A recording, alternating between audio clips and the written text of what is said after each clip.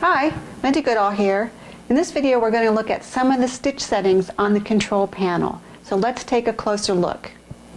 So we'll start by turning on the machine and your control panel will light up, and once we start to see things on it we can touch it and go right into the sewing screen. Now you can either interact with the screen with your finger or a stylus or something blunt like the end of your seam ripper. You don't want to use anything sharp.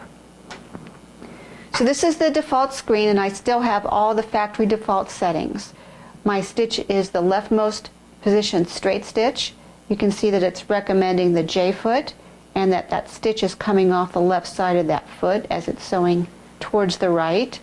And this means that the machine is recommending the J foot. It's not telling you, oh, I see the J foot on your machine. So some other indications down here are stitch width and stitch length.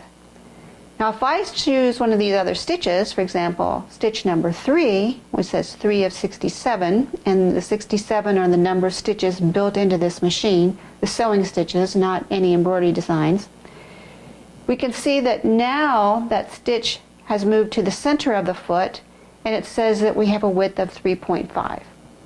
Same length. Now how can we have a width of 3.5 when it's just a straight stitch? Well, this number can also mean the position in the needle. So you saw that it moved from the left side to the middle, and that's reflecting that. 3.5 is the middle of a 7mm stitch width, and that's the maximum we can sew on this machine. So let's say we want to adjust those a bit.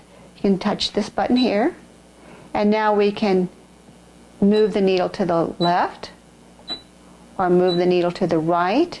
We can increase the stitch length and we can decrease the stitch length.